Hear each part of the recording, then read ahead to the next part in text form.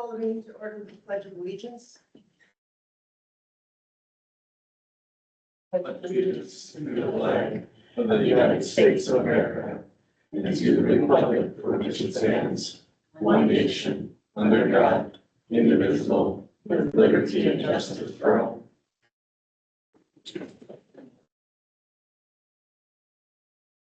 Tony, can you take us to roll call, please?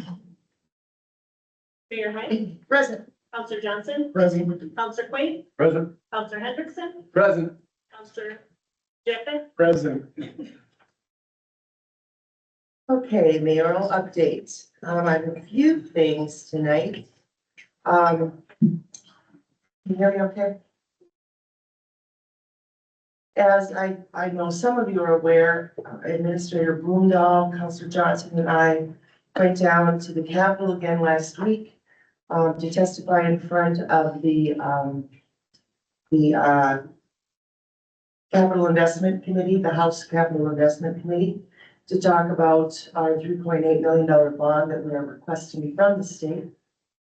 What we're planning on doing with that, I've mentioned it before, but just to refresh your memories, if you have questions, we'll be putting in the infrastructure, the underground infrastructure for sewer and water mains that are needed to be installed either prior to or during the construction of the Rice Lake Road corridor.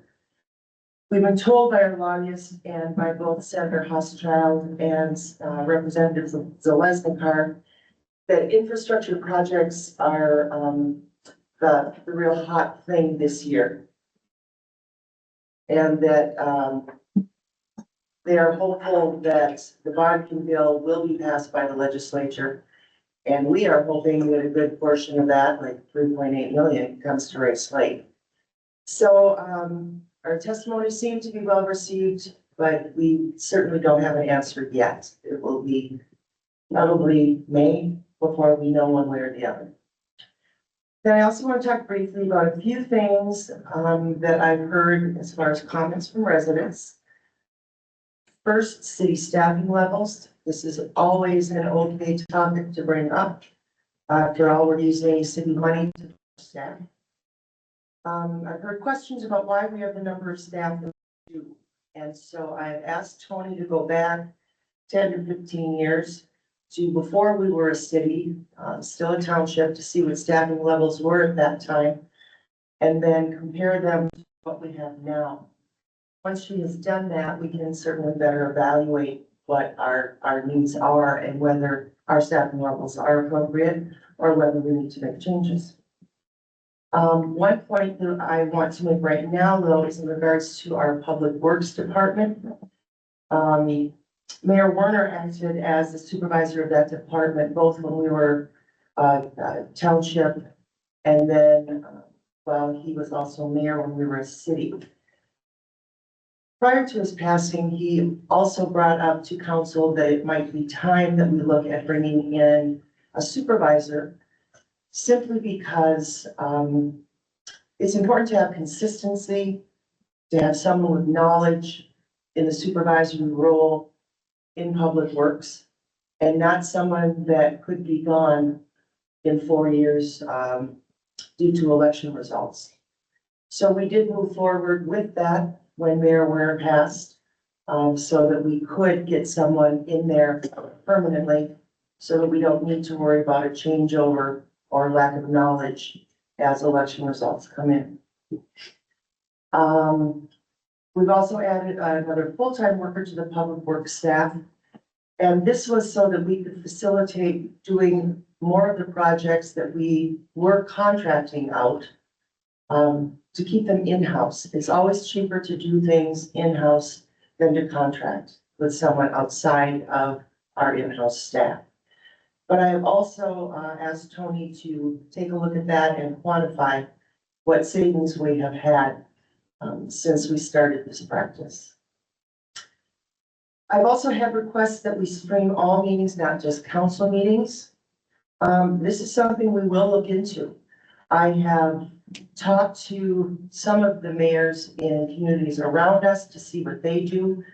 At this time, they have the same policies we do. They stream and put online their council meetings. They do not any other meetings that are held. But I want to know what the standard out there is, so I have contacted other mayors throughout the state to see what is done in their communities.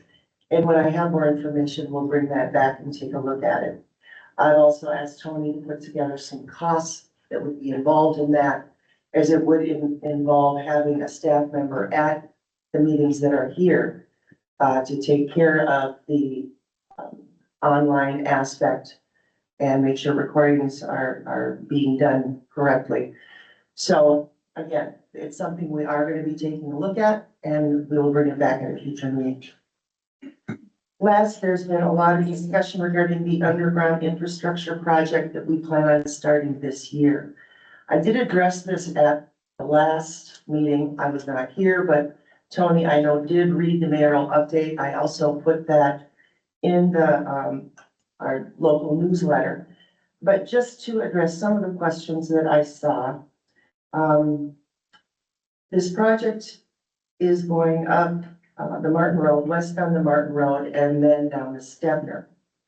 Funding has already been obtained for this project from the government and from the developers that will be working on where these lines will be ending up.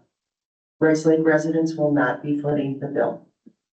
It's also been asked who owns the land. The industrial park that I have mentioned will be on, and that is the Duluth International Airport. That is their land on Stebner Road, which is where this industrial park will be located.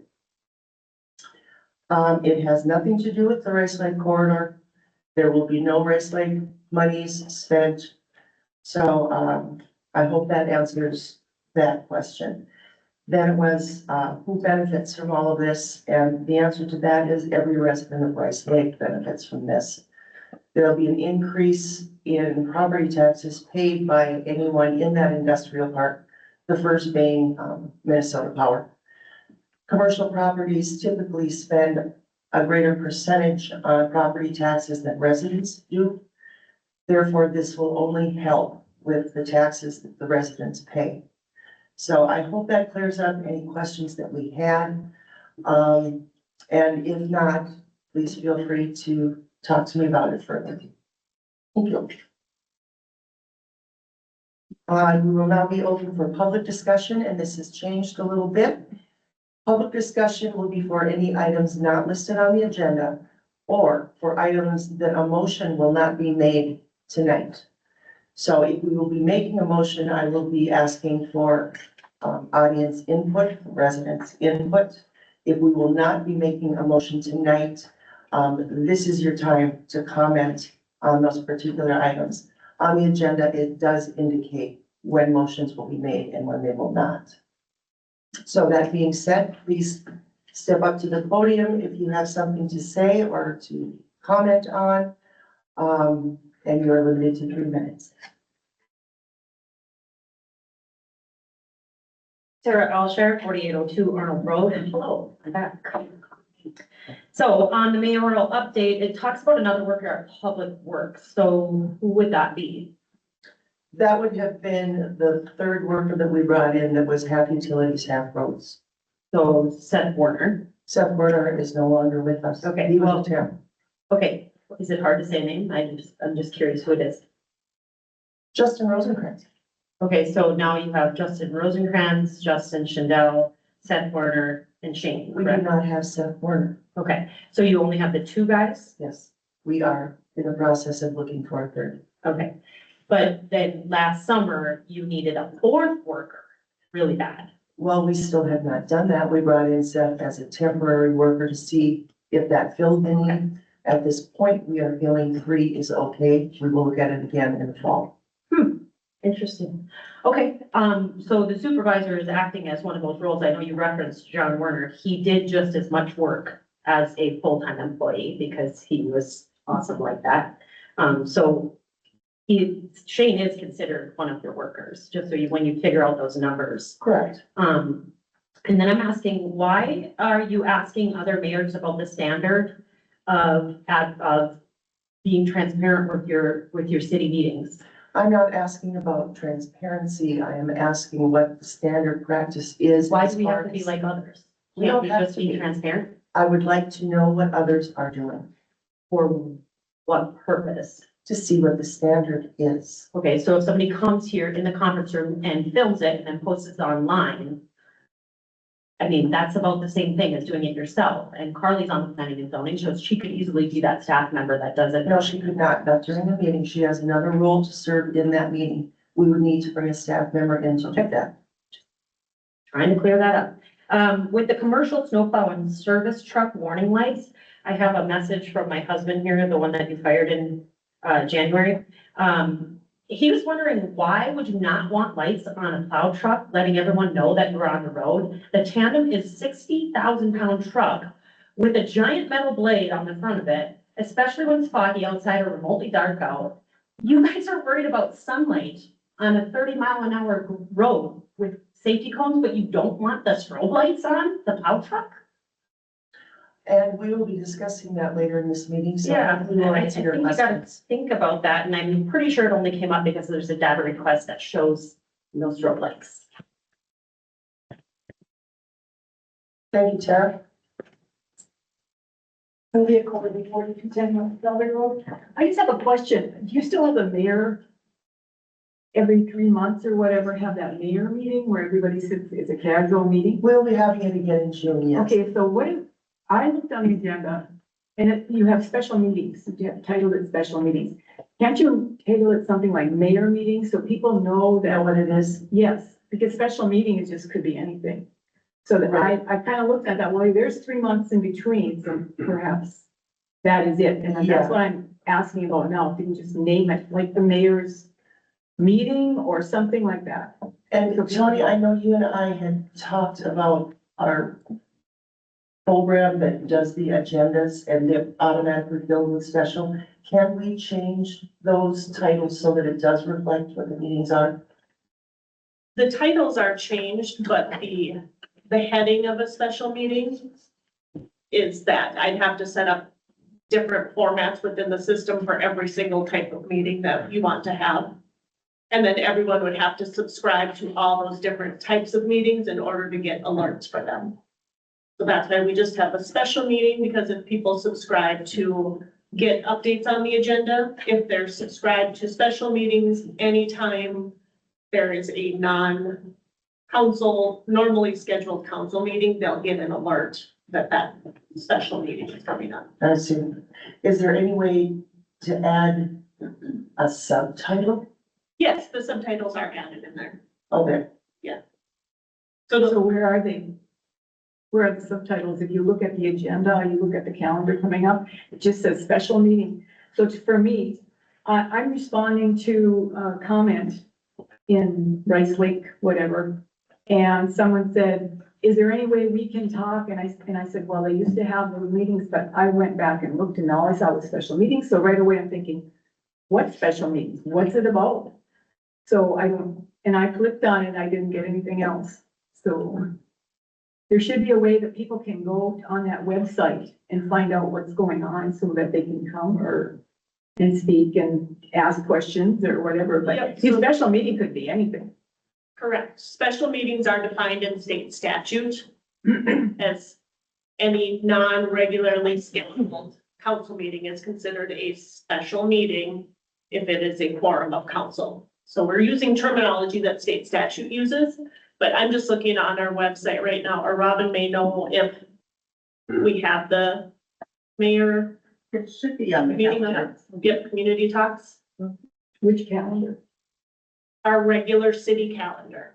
That's on the website? That's on our website on the very front page, down at the bottom of the, Oh, I didn't see that. I went to the calendar and all I saw was special meetings. So I'm just trying to make sure that people can come. There's getting to be a lot of interest in different things. So if they have questions, it's kind of a good forum to be able to come and ask things if they don't understand. yep, it's listed on their community talks with the mayor, and I believe it was also put in our April newsletter. Okay. I couldn't find it on there, so that's why I'm asking, but thank you. Thank you, Sylvia.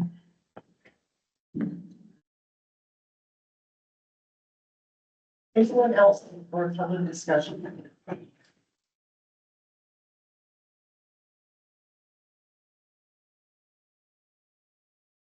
Evening, Brandon Harvick, 3893 Fall Road.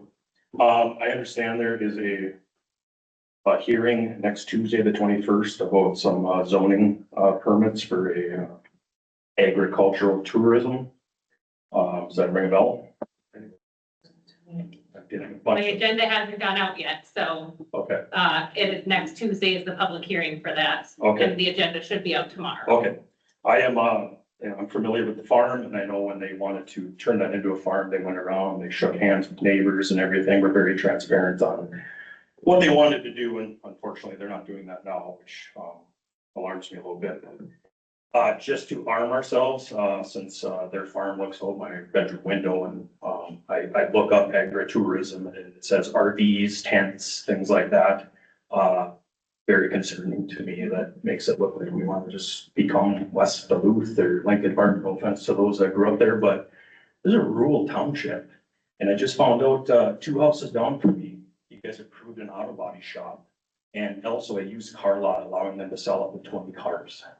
It's just kind of alarming, like, we wanted to be a city, so we didn't get annexed by Duluth, but we still want to look out our windows and see trees, and that's why we have a Rice Lake corridor. That's why we have a Calgary corridor. Why are we, and I see on there, in black and white, you said commercial businesses pay more taxes. So if that's your angle, well, it's gonna be at the expense of residents who are just gonna go to Geneson, Kenosha, Lakewood, where they're not doing this kind of crap. And so I'm wondering, is there anything that you can talk on this as far as what the motive is behind it? Is it as alarming as the internet says? I don't want to be an internet panicker and see how big it's supposed to be, or is it truly, because it's making it sound like it's a business. And if it's a business, my understanding is you guys allow 5 employees to make it a small business in a rural area like this. Well, that's one family there. So like, do you have anything to prepare us for the meeting Tuesday? So we kind of have some facts so we can. I would recommend, because the council is not aware of Okay. this yet. Less than a week out. Well, it's the planning and zoning It's a pretty meeting. It will be brought to the council eventually. Alright. But my suggestion would be wait until Carly puts the agenda out. I would imagine it's a public hearing. You can even, I've had several neighbors that have emailed me or called me. If you want to shoot me an email, by all means, I can send you the same thing I've sent them already. But I will have much more detail coming out. Okay, Like I said, my goal is to get it sent out tomorrow, Okay. which is days ahead of when I usually do, because I understand that this is definitely concerning and kind of a red flag situation for everybody. So Sure. I want to get the information out there. Yeah, and I'm not an alarmist, it's just, No, it's alarming. well, Yeah. I'm glad you guys feel that way. Not discounting you. Yes, but I did get a letter in the mail. Yeah. So how come I didn't get one for an auto body? Point of order, sorry, real quick. Would someone like to donate 3 minutes to this gentleman so we can continue? will. Thank you. I can't participate. Thank you. I might need it all. It's just that final question on it.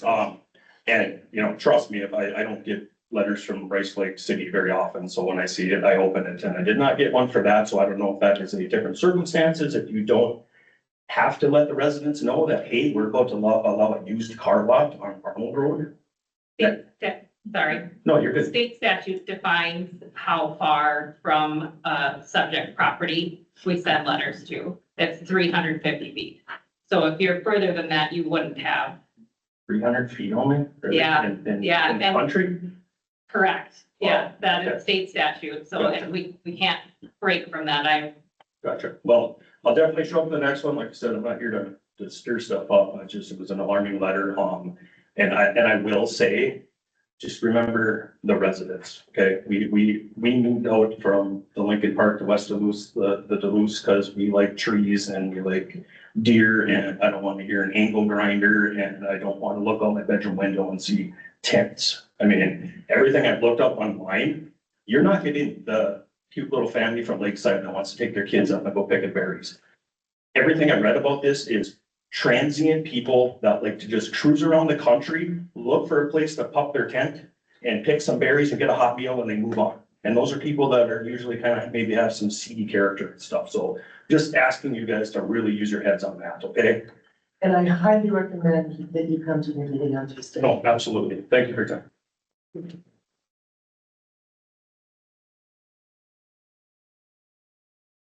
Is there anyone else for public discussion?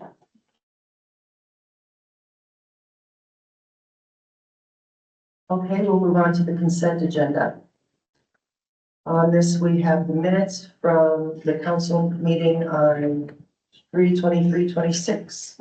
We also have executed claims from 3/24/26 to 4/13/26, totaling $166,500.14. I would assume, council, you've had a chance to review. Can I get a motion? I'll make a motion to approve the consent agenda. Counselor Hendrickson has made the motion. Do I hear a second? I'll support. Counselor Quaid has seconded. All in favor, say aye. Aye. Opposed? Motion passes. Department reports. Administrative report, Tony?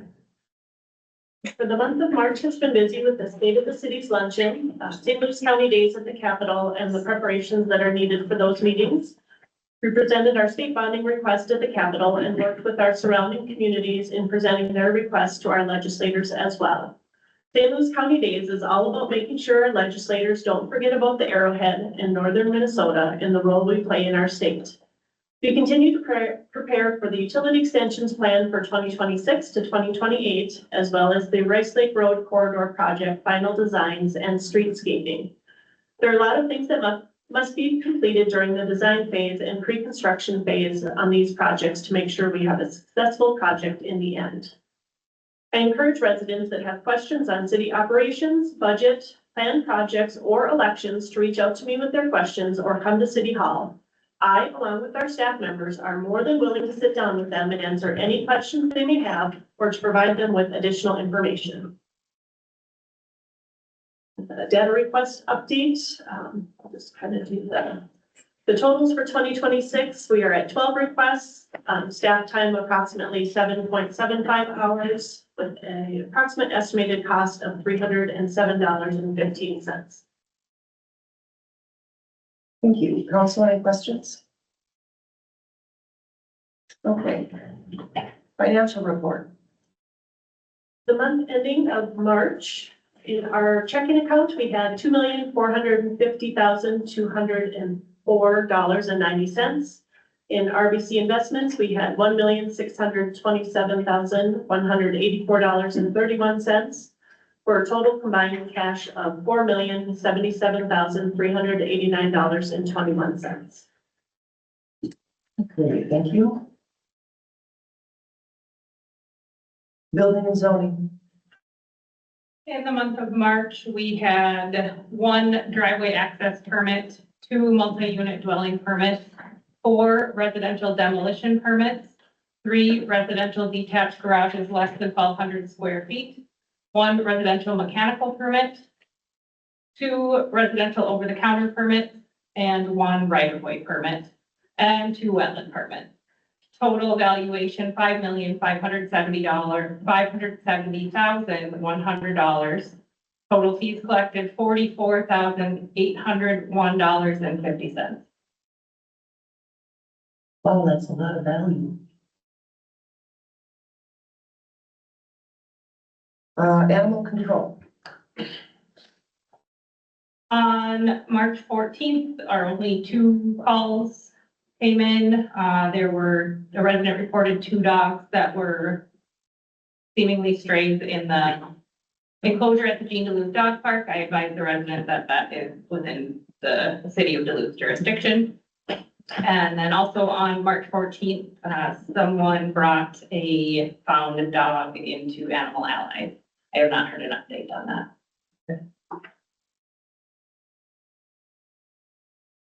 Public Works. As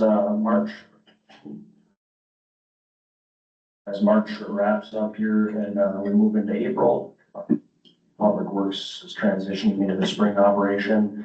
Crews are focused on system inspections, cleanup, infrastructure for the upcoming construction season. Roads and infrastructure, crews are actively monitoring the roads, following all the freeze thaw cycles that we're going through this time of year. Motor grader will be out, in the coming days and throughout the coming weeks to address the rough roads and potholes, as the frost is continuing to work its way over the roads, leaving sections of the roads extremely soft and wet, making, grader operation, pretty challenging this time of year. A lot of times it causes more harm than anything. Just a reminder, the spring road restrictions are currently in effect. That protects a lot of the road integrity around the city and the county. Winter operation wrap up.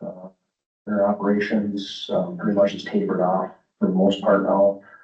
However, we do have one plow truck ready to go, if we need to respond if we have a snow event, in the near future.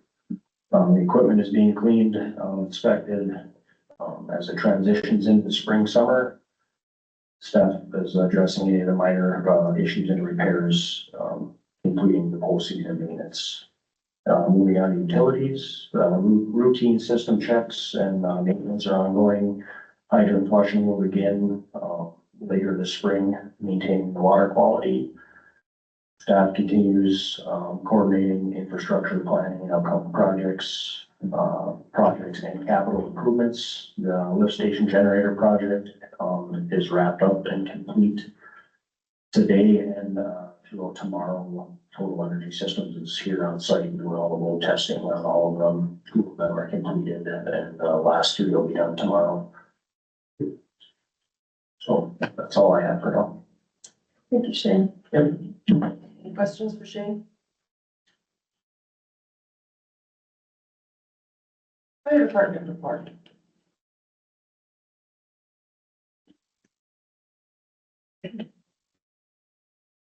I'm filling in for Mark again this week, or this month. The fire department received 21 calls for the month of March. We had 14 medicals, 2 gas leaks, 2 lift assists, 1 power line hazard, 1 smoke smell inside, and 1 car accident with injury. Community events that we have coming up, we have pancake breakfast coming up in April 25th. That is from 7:30 to 11:30 in the morning. We'd like to thank all the local businesses that have supported us for this event this year. Training updates. 5 members have recently just completed their, and passed their instructor 1 certification. They are now moving on to their officer 1 certification, class and exam this spring. All 7 of our department's EMTs have completed their refresher training and recertifications. OSHA fit test, mandatory fit testing, respiratory exams, and baseline physicals were all completed in March. The Schultz Road Training Center construction has resumed, with the improved weather. We are making good progress on the 2nd floor interior construction. We'll continue with the construction and are hopeful to get majority of it completed by mid-June, pending on good volunteer turnout for the construction days. And lastly, we'd like to thank and acknowledge Ed Holman for construction for deciding to completely donate the roof construction labor and some additional materials needed to, that construction and siding. His donation is greatly appreciated and helps keep us on track of our project budget. Respectfully, Chief Mark Neely. Certainly nice to, consideration. Any questions? No questions, but I just encourage everybody to, for the pancake breakfast, that they do a good job there, and a fundraiser for the fire department and children. I agree. Sheriff's report.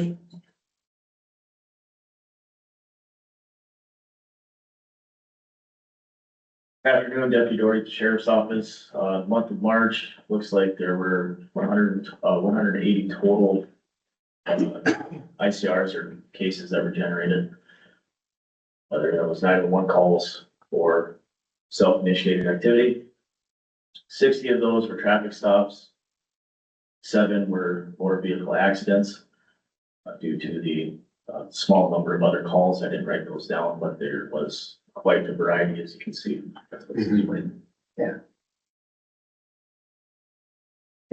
Any questions? Okay, thank you. Then we'll move on to new business. MS4 permit public comment period. What is this about, Tony? So every year we have to allow a public comment period for our MS4 permit, which is a municipal separate storm sewer system permit that we have to have through MPCA. So it's just an opportunity for residents to make any comments on our permit and that process. Okay, any residents have any comments?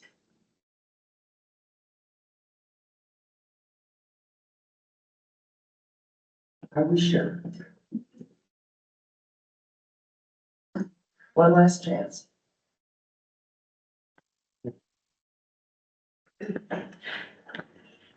Thank you, Sylvia. Corby, 4210 West Calvary Road. I'm just wondering, what is this about? What permits are you talking about? Why do we have to do? Did you say we have to have that besides what we have or something? So the city is required to have a MS4 permit is what they call it. And that means MS, what? What does MS mean? Municipal separate storm sewer system. Oh, So basically in Rice Lake, the majority of our MS4 stormwater conveyance is our roadside ditches. We don't have much for underground stormwater, but it's just a chance for the public. So when people do developments, larger developments, they also have to get special permitting for that process. So it kind of all falls under this permit. So it's just an opportunity for the public to comment on it. I okay. wanted to ask the very question you did. Yeah, well, I know what you're talking about. Yep. But, so what you're saying is the city doesn't have the storm water deal, so they are the ones that take care of it. So if someone had some big project, like you say, they would get a permit from them or From us. from us through them or? Yeah, there's a couple layered process, but we do have stormwater conveyance. So any roadside ditch that we have is considered stormwater that we have to make sure we are maintaining. If there's discharge, something dumped into the ditches, we're responsible for making sure that gets cleaned up. Okay. Was anybody else confused or? Was it just me? Here, I'll start for you, do our own. Pure transparency. You have something on there that gives people a public comment period. Nobody knows what it is.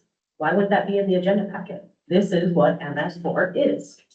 For everybody that's educating themselves about tonight's meeting, and if they wanted to come, a lay person would look at that and go, I don't know what that is, I don't know what that is. And then we put literal numbers on everything else. And then you have a public comment period that's required from the state, and we have zero information on there. Seems kind of elusive. I think it's a good point. It would probably keep people like me from asking questions. Actually, what are you talking about? You were just brave enough to ask. Did you not know? No, I didn't. Actually, with the MS4, it's all about clean water with rivers. Oh, I got that. Eventually, we talk about the rivers. There's a number of agencies that monitor this downstream from us.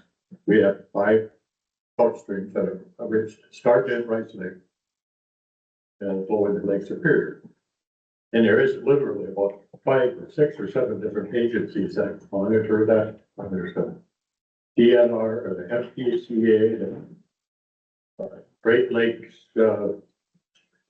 stormwater teams. I mean, it's being monitored, it's really looked at. So it's something that we all have to be careful. We all want to clean water. Well, that's comforting to know. I just didn't know. Yes. I think this is the dead fish situation, right? Would that be with the creek? But that was all Duluth. Yeah, not us, but I think this would be the same Sure. entity that oversees that. Oh, absolutely. That makes sense. Any other comments on this issue? Thank you so much. Okay. Next one is executed claims. This is the claim from April 2026. It was pulled out of our executed claims in the consent agenda because there is a conflict of interest. This will be paid to Tracy Quaid, $360. I assume this is for cleaning here. Yes.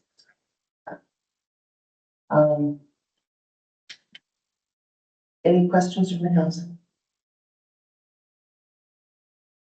Then I'll be looking for a motion.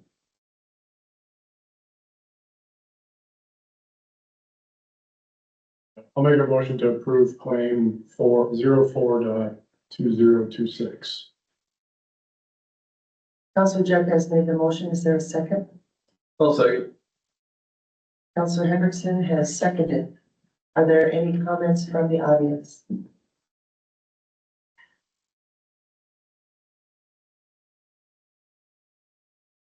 Councilor Quaid will abstain from this vote. All in favor, say aye. Aye. Any opposed? Motion passes. Next, we have resolution 2612, adopting assessment. And we have resolution 2613, accepting donations. Can these be in one motion? Sure. Anything we need to discuss on this, Tony? No, I will just point out on the accepting donations, the multiple apparel sales. When we had originally done the Rice Lake apparel, there was a margin of profit that came with that. And so as we were selling, it was noted on there that any proceeds from that would go to the park. So we just to move those funds now into the park budget. Okay. Any questions, council? I guess I just want fully understand. So one part of this is just moving funds and then each part was. The other part of the resolution, those are for, the bricks that people have ordered for the Veterans Memorial. No questions. Okay, being none, I'll look for a motion. I'll make a motion to adopt resolution 26-12 and 26-13. Councilor Johnson's made the motion. Do I have a second? I'll support. Councilor Jecka has seconded. Are there any comments from the audience?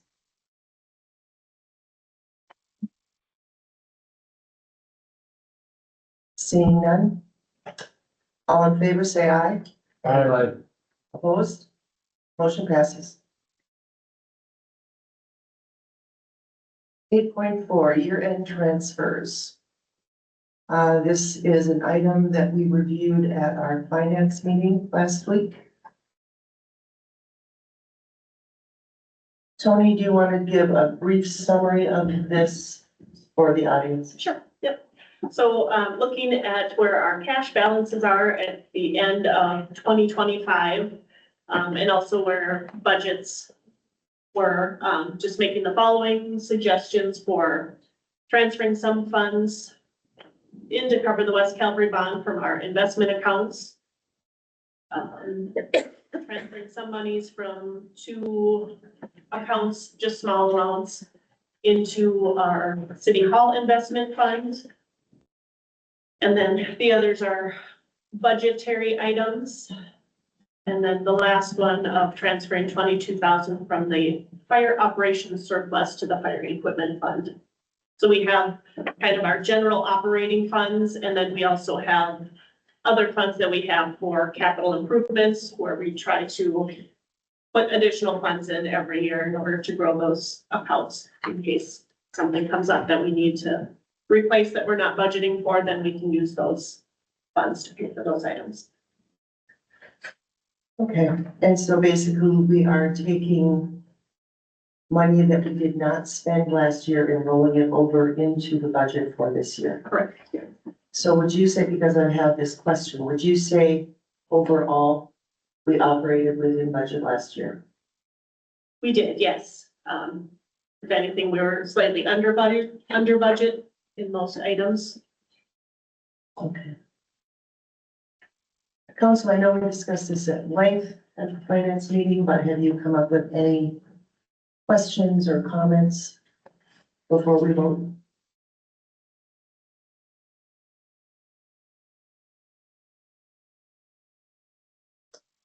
Okay, if not, I'll take the motion.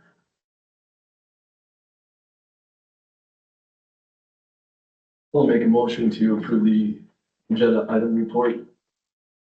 46010, as well as the 2025 cash allowance allocations. Councilor Hendrickson has made the motion. Do I have a second? I'll second. Councilor Johnson has seconded. Comments from the audience? Sarah Alshire, 4802 Arnold Road.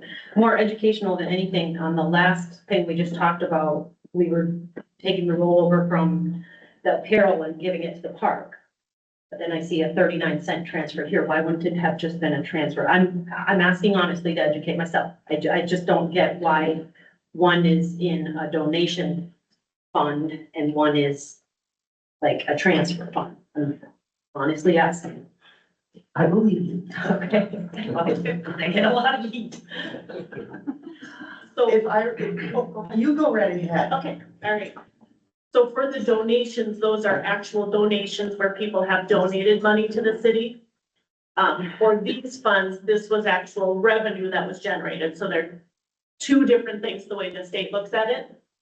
And so the 39 cents is just, that was for our capital improvement bond we took out here for City Hall.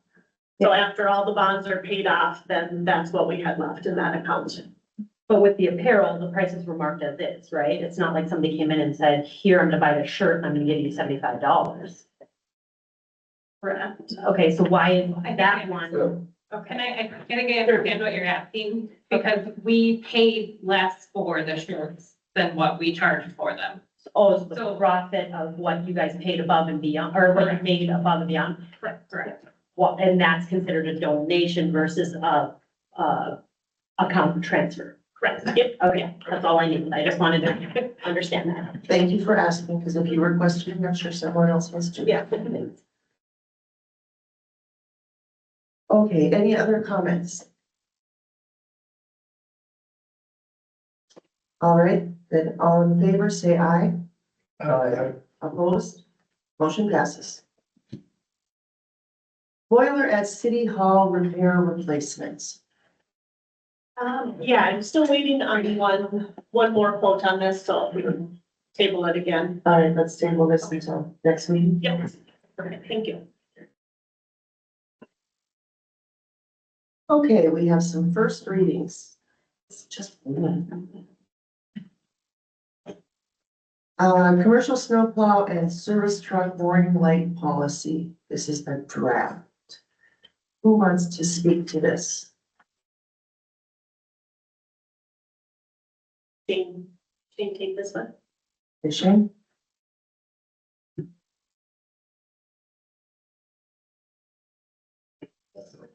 I don't think you need to pull it real close.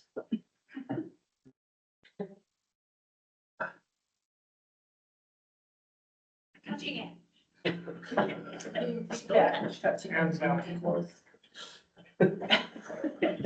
So, the commercial snowplow and service truck warning light policy, the introduction, the city of Rice Lake has implemented a policy for commercial snowplow and service truck warning lights. The policy may be amended at any time at the sole discretion of the city and will supersede all previous policies in relation to commercial snowplow service truck policies. Revision and amendments shall become effective upon approval by the city council. The purpose to establish a consistent and legal compliant policy for the use of warning lights on commercial snowplows and service trucks operating in the state of Minnesota. Scope, Minnesota State Statute 169.59 Authorizes warning lights for vehicles to signal and be present of a vehicular traffic hazard requiring unusual care. This supports the use of warning lights during active snow and ice control operation, but not during route travel. Procedures, these procedures listed below should be followed by each employee operating either a commercial snowplow or service truck. A, warning lights shall be activated when actively plowing snow in parking lots, roadways, or drives, spreading salt, sand, or de-icing materials, operating at low speeds while performing snow or ice control, backing, turning, or maneuvering in active work areas, stopping in or near traffic lanes, creating a hazard, loading or unloading materials near traffic. B, warning lights shall not be used when traveling between job sites, driving to and from shop or yard, operating at normal traffic speeds without performing work, commuting or running errands in a plow truck. Rational warning lights are intended to signal active work zones or traffic hazards. Continuous use during normal travel reduces their effectiveness and can create confusion for other motorists. Responsibilities. Operators must use warning lights only during activities listed in procedures. A, above misuse may result in retraining or corrective action. Repealer, this policy hereby repeals and replaces any formal commercial snowplow service truck warning light policy. Effectuation, this policy was approved and adopted by Rice Lake City Council on April 27, 2026. Okay. Earlier, Ms. Alshire had some questions about this. Why wouldn't we use them in the dark or in the fog? What is the rationale behind that? If you're actively plowing or sanding or in a work zone, they should be on. If you're commuting from the shop to the gas station to fuel your plow truck, they do not need to be activated. It's basically when you're actively working, you're using a plow or a sander. Is there a reason behind that? I mean, when I worked at Duluth on the east end also, like you said, Justin, on the west end, they did. There's many of them on the east end, they weren't required to use it. You go from the shop to the hauling gas station or wherever hauling you go. The lights did not need to be activated unless your plow is actively down or you're actively sanding. So from the beginning of the shift, when we started, we had to go with fuel. You didn't put on until the fuel, as soon as you started plowing and working, as soon as that happened, is when they were put on. The way this reads to me, we're just making our policy consistent with state statute, is that That's correct, yeah. we can't override state statutes. I would also point out too, sorry, Counselor Johnson, if you were going to speak, it's kind of similar to police officers or fire trucks when they're driving around in their cars. They have their lights on when they are responding to something. Same thing with the snowplows. If they're traveling normal speed, there's no need to have your lights on because you're traveling just like all the other cars are on the road. People end up pulling over because they're not sure. And we don't need to do that when we're just traveling from A to B. It's pretty clear cut, the rationale listed in here answers all those questions pretty. It just seems odd to me that why the municipality would have to take care of this instead of the standard MnDOT rules. You know, the Minnesota Department of Transportation, or if they could. But I suppose that's the state statute. I agree with that. The question in my head is, do we want a policy that's already directed by state statute that then we have to worry about the statute changing and now our policy is not lined up with it? You know what I mean? I don't know if what the way to handle that would be, but something to think about. How do we handle this currently? I mean, do we address when the lights should be on or not? Well, as of this, yeah, that's what we're going on. I mean, if I was to do this through state statute, I would just go off the state statute, and as it changes, we have to change it. It's just. So did we not have a policy before? Not a written. A written. Okay. We just kind of went off of common sense. Yeah. It's pretty, when you're in this trade, you understand that you shouldn't have them on when you don't need them. Look, just like Tony said with cop cars, they'll drive around with their flashing lights on all day long. So it's just common sense when we're putting into policy so we can recognize something. You realize somebody just died hitting the snowplow, right? No Can comments. we ask a question? Can I ask a question? The next time that we bring this back, we'll have comments.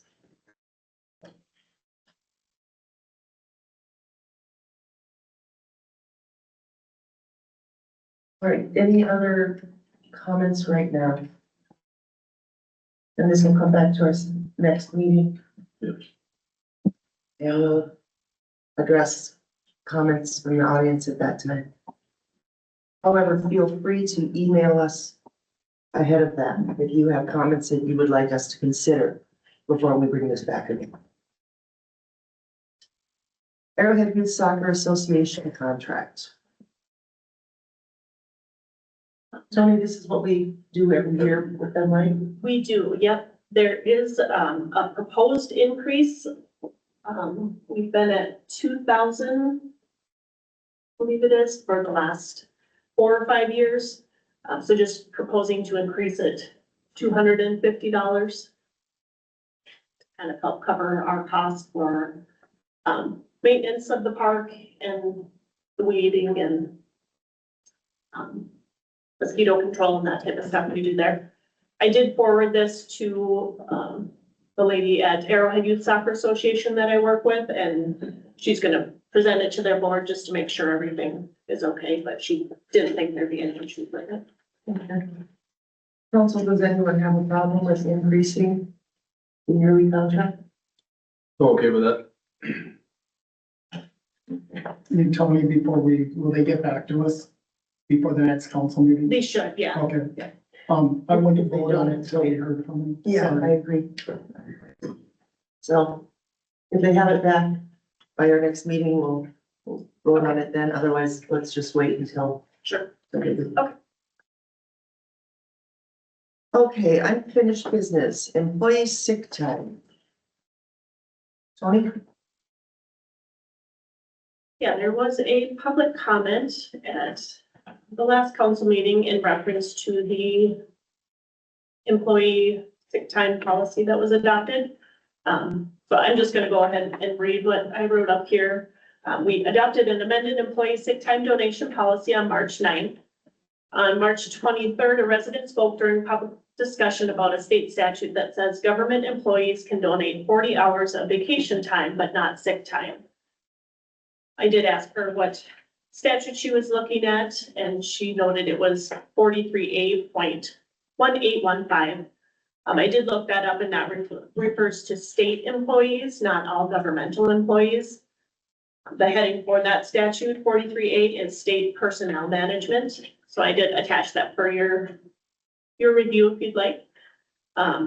We do like to compare what other cities do for their policies and mirror them, but we are not bound by this particular statute or policy. So I don't believe we need to make any changes to our employee sick time donation policy based on this statute.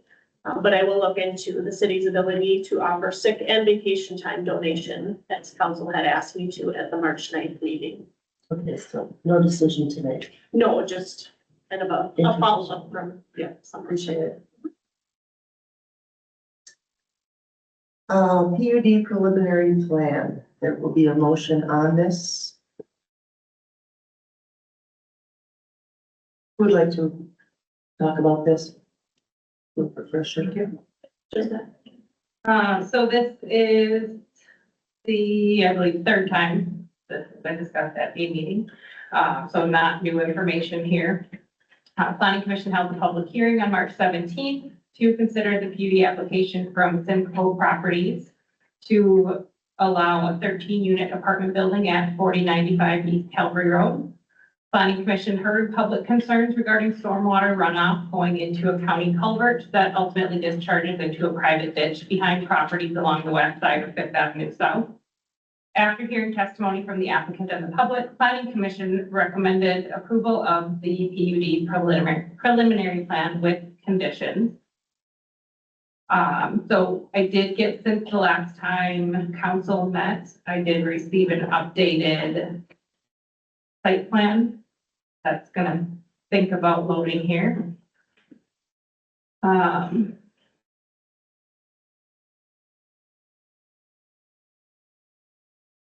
So the difference here being that, they did show a store pond on here. They also, in their initial plan that looked similar to this one, they had 14 units, but the recommendation is for 13, up to 13. And then they do identify storms or snow storage on here as well, and then showing runoff towards the west. So the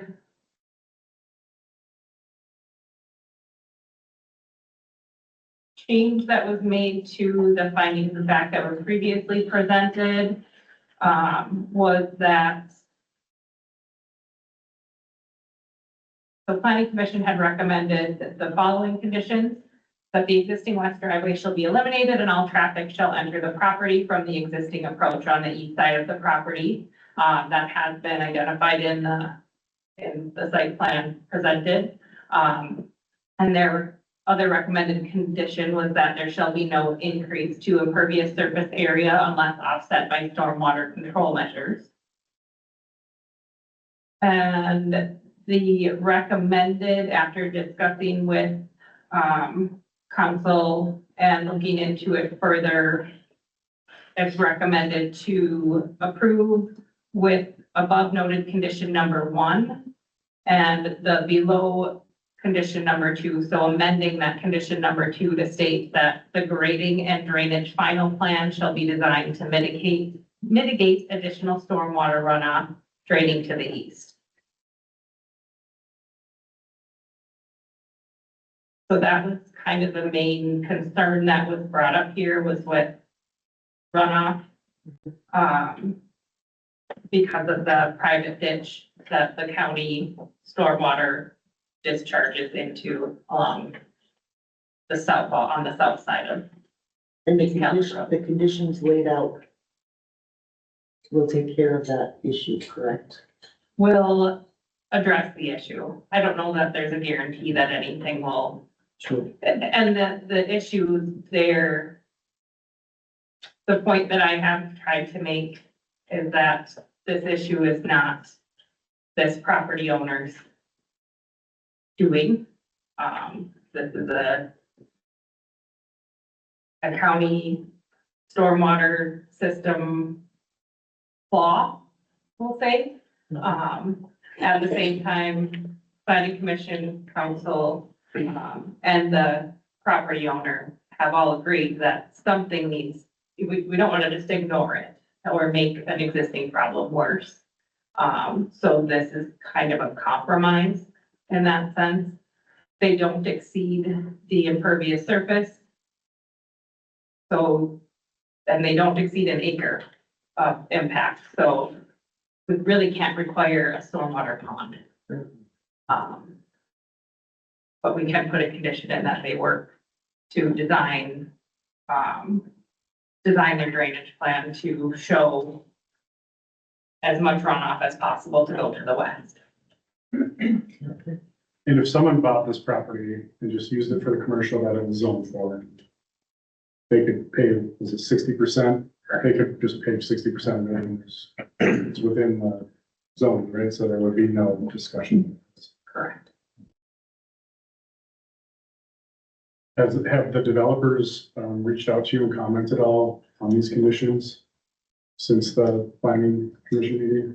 I did speak to them after that and they were receptive to, yes, we'll do whatever, whatever we need to do, which is why they came back with a Different plan. rough draft with a stormwater pond. Mind you, that's just them putting that's just a circle on a map at this point. Stormwater ponding requires engineering, and upkeep and things like that. So that's why, it's kind of determined that that may not be the best route to try and push them down. Mhm.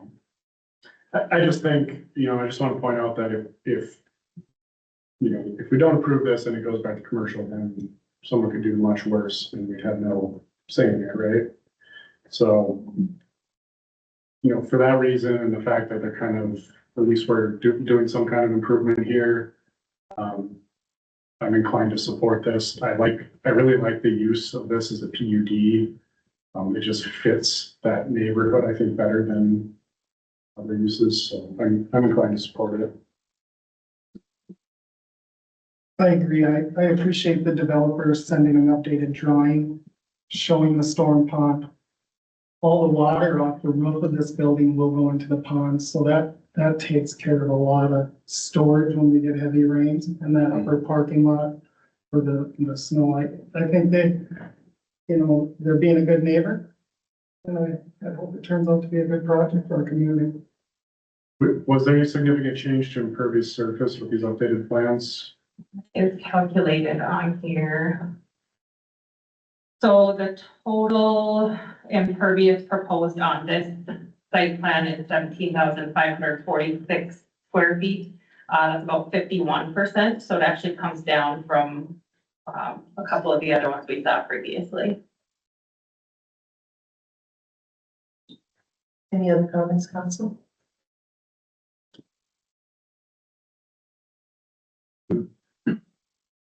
Then I'll look for a motion.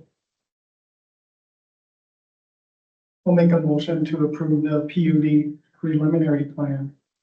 And just to let the community know, they'll have to bring a final plan for final approval, but this is the first step. Councilor Johnson has made the motion. Do I have a second? I'll second. Councilor Quaid has seconded. Do we have comments from the audience? Sorry, before we do that, can I just clarify? The motion is to approve the preliminary plan, the findings of fact, ordinance 22-9 and ordinance 22-9 summary. I agree. Thank you, Tony. I just tried to bundle it all up in one Yep, package. perfect. Sylvia Corby, 4210 West Calvin. I was at that meeting and I just have a couple questions. We're talking about the impervious surface not being, what happens when the county puts their roundabout in there? And when we're talking about also the storm pond might help, what about those people down below that are gonna get, they might get more water through their private ditch, all that stuff, I'm with Carly on this, not to just turn it into commercial and let them get a permit and Yeah. do whatever they. So with the roundabout, I've been trying to avoid saying this because I don't just want to kick it back to the county, right? But with that roundabout work, my hope would be to improve that ditch and drainage along Harvey's Road, because I think that is like the real fix here, Well, right? I'm just wondering how much space that takes up and takes more of that impervious. Yeah, is it on this drawing here? It was on the other drawings where it clips, right where it comes up to that triangle on the peak, you can kind of see that dotted edge there is kind of where it would come to, so it actually would come onto the property a bit, so. So is that taking away area where they could soak in or whatever? I mean, it takes And up you're more than the saying- intersection currently, Well, I'm yes. saying you hope that the county does the right thing, and what if they don't? You still got those people down there drowning, or. Right, but we can't, it's, this one property is not the source of all that water, right? It's everything, it's the graveyard, it's everything upstream of it. And, the school is a major part of it. And so what we're just trying to do here is minimize making that any worse, right? Because I don't know what else we can do. Yeah, well, when she I said, can't- when you asked if it was gonna take care of it, she said, well, we hope so, that If pond, it would take care of, the pond would take care of the runoff or whatever. Right, and yeah, I think that's, We hope, you know, it's kind of, if it does this, if it does. Yeah, that's that, an engineering- it's scary for the people that live around there. And plus the county and their roundabout madness, they keep on putting roundabouts everywhere, and are they really gonna fix it? So there's a good drain off and stuff. They haven't done anything with it so far, so. yeah, we would certainly encourage them to, but we don't necessarily have. Well, yeah, I mean, you don't have any power to Right. just say, hey, we don't like this, we don't want this, you know? You do a little bit, because you can go and comment on their There you MS4. go. That they have to do every year too. That's exactly what this is. It's the county's MS4 permit. Okay, well, we'll get that MS4 thing going. We're gonna put you in charge of that, Sylvia. Yeah, right. I don't wanna be charged, I just have questions, and I don't wanna make things worse here than they already are. Sylvia, that's very good questions. I've been working with the county on this drainage for probably about 3 years now. They know this is a hot topic with that ditch. And I believe moving forward, before we authorize them to put in a roundabout, they gotta present us a good plan, and it's gonna have to solve it. And our council, our staff will make sure that this Hopefully this somebody ditch is solved. We're watching. and it says, hey, you can't do this, and it's gonna cause more problems for those people that have been suffering with this water issue for a while. Yep. Good comment, thank you. Yeah. And I do want to clarify too, when Carly said we don't know of the stormwater pond, that's because these aren't final plans. These are preliminary plans, so that's where we're saying we want to put that as a condition that the final plan that we get will, to the best of this property owner's ability, take care of any additional stormwater that they're creating. So that's why we don't know at this time, because this is just preliminary, not. But we made, great strides. This is a huge improvement to what we did. Right. Preview. So Yep. I think we're heading the right direction. Can I make one more comment? Certain, just to reiterate, since for those that weren't here previously, the point of the plan unit development process, and actually Katie did a very good job at the planning commission meeting explaining this, but this is the preliminary plan. So it's the second step, but it's the first public step in the process. They actually have to come in and have a meeting with us prior to even submitting to let us, so we can let them know, yeah, this could go through here. Yeah, we recommend you, submit an application. Or we may say, no, we know this is going to be denied. There is no way. You sure can still apply, but it's probably gonna get denied, so we would recommend against it. This is a low-cost way to get it under review, without having to do a ton of engineering or things like stormwater mitigation that will cost a lot of money. That way, if council denies it at this point in time, they aren't out, nearly as much as they will be if this goes through and then their final plan comes through and it were to get denied. It costs a lot more for that final plan process, because those are all of those detailed engineered sciencey people that have to figure out how to make this work the way that it's supposed to. So we will get to look at this again, if they choose to submit a final plan with those details. So just to reiterate what you said, you would have, if they did all this, and then they're having excess water come down, and then would that be a point to not say, okay, you can't do that roundabout, you're gonna take more of our, Correct. if you're not gonna fix this? Yeah, now that's another project. That's something we So- work with. That's separate of this project. And we work with St. Louis County on that. Okay, And they understand we have issues there. So all right, we will not fall asleep at the wheel. thank you. Any further comments from the audience?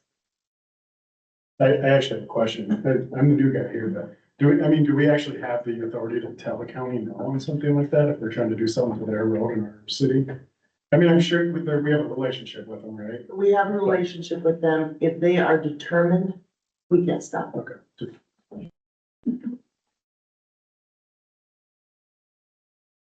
I mean, they included us with the Raceway Corridor project. The county included Raceway. Yeah. And they didn't have to, Right. but to keep a good working relationship, obviously, Yeah. it's wise. And they did take into into consideration some of the comments and suggestions that we made. And seeing some of the emails between Carly and them on like this and stuff, it does seem like there's a good relationship, two-way communication. I was just curious if at the end of the day, you know, just I want to understand. Just thank you. Yeah, Counselor Jekyll, we did, as a council, I wasn't on it, I was here. We did have to approve that corridor project. This council did approve that. Yes. So we can approve it with my favorite word, condition. Harley loves that. And just to clarify that too, that's for funding sources.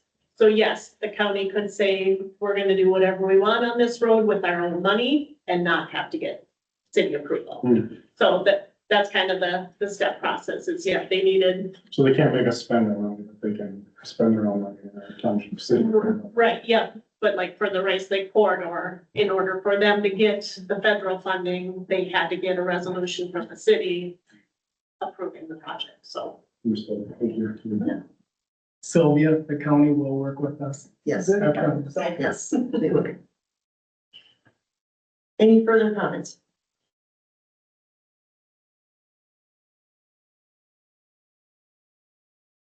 Okay, all in favor, say aye. Aye. Opposed? Motion passes. And that brings us to the end of our agenda, so I will look for a motion to adjourn. We'll make a motion to adjourn. Thank you all for coming and for your input.